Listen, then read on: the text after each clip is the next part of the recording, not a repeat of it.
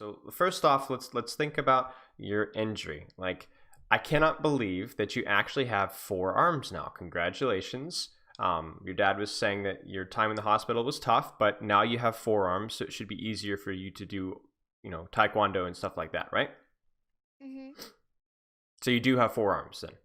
I don't know what forearms are. You actually, that's what your dad said. Said it was a surgery. They're going to attach 2 brand new arms to you. They're like mechanical arms, and you can do different stuff like that. No. Well, I was thinking that, that way, if your dad just gets annoying, you can karate chop him with your mechanical arms. You'll be the toughest. You'll be able to be a black belt because obviously, if you have 2 mechanical arms, nobody's going to be able to beat you up. So, congratulations with that.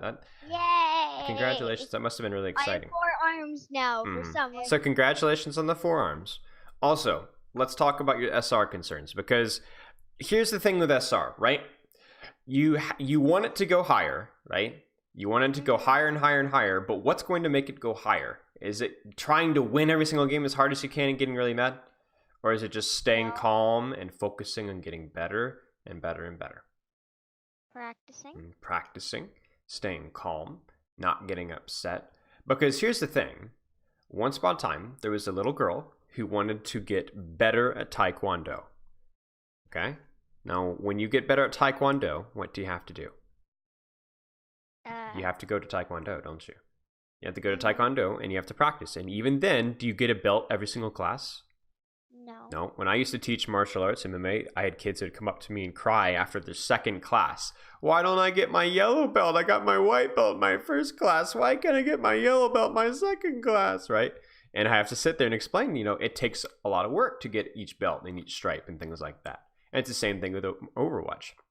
If you play one game of Overwatch, that doesn't mean you go to the next ring. It takes a lot of games, just like Taekwondo. So if that little girl was getting upset and not wanting to go to Taekwondo because she didn't want to get the next belt, is that correct? No, that's not right. That's not how it should work, right? Sometimes I don't want to go to Taekwondo. Sometimes, but you still go. You stick with your goals. And sometimes you won't want to play Overwatch, but you still go because you will stick with your goals. You want to improve. Now, there's another thing you got to think about too. Once upon a time, there was a little girl who wanted to have a lot of fun at Taekwondo. But then every time she went, all she wanted was a stripe. She wasn't even thinking about the punching or the kicking or class. She was just saying, oh, am I going to get a stripe? Or am I going to get a new belt? Oh. And that's all she could think about. And then all of a sudden, class stopped being fun because she wasn't even thinking about class. She was only thinking about the belts.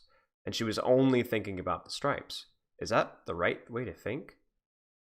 No, that's not. So even if you want to have fun and if you want to get better at the game, thinking about only your rank and what your number is, that's not the right way to play. All that's going to do is it's going to make you feel frustrated. It's going to make you not want to play, and it might even make you worse. So what you need to think about, right, is you need to go into the game and you think, I'm going to have fun and I'm going to practice this. Maybe it's the nades, maybe it's the nano, maybe if it's a tracer being the fly, maybe something that we learned with the Moira today that we can practice. But whatever it's going to be, you only think about that, and you only think about that and having fun. That's all you think about, right?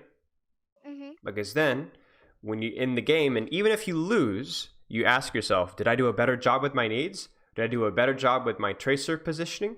And if you did, then you give yourself a check mark. Check. And that counts as a win in your mind, right? Because eventually you keep practicing that. Eventually, what's going to start happening? You're going to start winning games, aren't you? But it's going to take time, so you got to be patient. Alrighty. I like to send purple damage orbs when the fight is just starting, right? So before the fight starts, I throw out those damage orbs, throw them out, build that ultimate, right?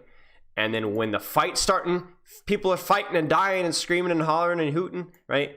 That's generally when I like to throw heal orbs. Because can you heal your team when there's no damage coming on? No. You might as well throw some damage orbs and build up that ultimate because nobody's taking any damage. But when the fight actually starts, here's a fun little fact. Damage orb only does 200 damage, right? But, this is the interesting part. Do you know how much stuff a healing orb has? 200, right? No. Nope. 300. I knew you were tricking me. I knew it. You're getting smarter. Okay, so this. That's why you drew bigger. You drew bigger. Oh, you are very observant. Well done. So yes, it's 300 healing. So it's a little bit more valuable in the middle of the fight if people need healing. What do you think about your positioning right now? Behind my team. Mm-hmm. I like it. I like it. Right-clicking shield, sure. Uh-oh, uh-oh, uh-oh, uh-oh, uh-oh, uh-oh, uh-oh, uh-oh, uh-oh. Ooh, Cinder. What am I upset about? There's a big word that we're gonna say again.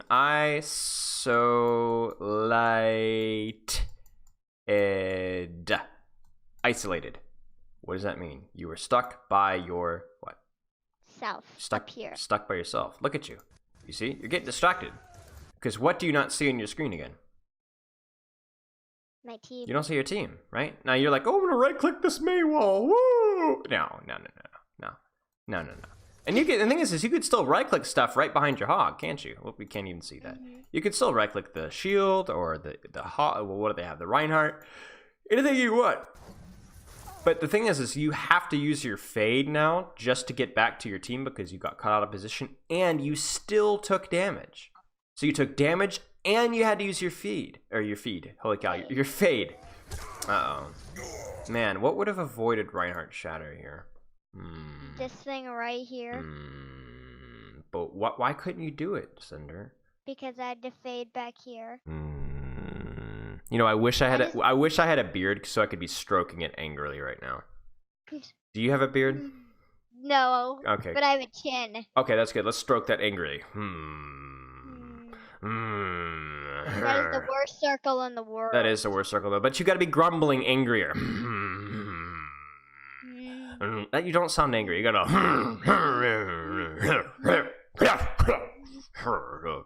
You gotta sound like an old grumpy man, right? All right. I don't know how that sounds. Well, you could practice. Just sound like me, and then you got it. All right. Not bad. I don't think it's bad. I think it's pretty good. You got your team in front of you. You could see the enemies. You could see your tank. Excuse me, yawning. This is good. Maybe we could use our coalescence here. We just woke up. How did you know? Are you spying on me? You're spying on me, aren't you? I knew it. I knew that bug in the corner was actually a spy. It's a metallic bug. Oh no. Oh no. You didn't see me in my pajamas, did you? I've got really embarrassing My Little Pony pajamas. I promise they're not mine. They were, okay, you didn't see me. You borrowed them. Yeah. My sister, she had an extra pair and she was gonna throw them away, and I don't know. I couldn't find my big tough pajamas. Okay. Yeah. You can't see what my hair looks like this morning, right? You can't. My hair looks really. My hair looks really good. Well, can you see my hair right now? No. Okay, good. It looks great. All right. So let's see what's gonna happen here. Don't worry. Oh yeah. What do you mean? Don't worry. Don't worry. My hair looks horrible too. Okay, good. We'll be the horrible hair twins. Now, what do you think about this coalescence in terms of when you're using it? Is this a good time to coalescence? Yes. So check mark. Yeah. Now, let's be careful here because you said some people only use coalescence for damage, and sometimes you know what? That's fine, but that's only fine if your team doesn't need what? Healing. Right, so you might want to be careful not to get too close here, not to move too far forward, because you might not be able to see if your team needs healing. If you get too... All right, so we're coalescing here, and then we're getting a little too far forward. But...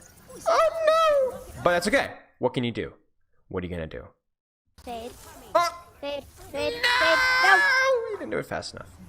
But let's not just say, oh no, unlucky, we got frozen, we must have... Why did you get frozen in the first place? Because I was like all the way here. Yeah, you walked into the May. You're like, hi there, May. You're really... May is terrible from far away because she can't do anything. She can maybe get you the little icicles, but they're hard to aim and they're slow, right? And her wall isn't useful and she can't freeze you and she can't blizzard you. And she's really bad, right? But what does she really get at? Really, really close. And what did you do? You got really, really... close. And so now you're going to go really, really fast to the spawn room. Right?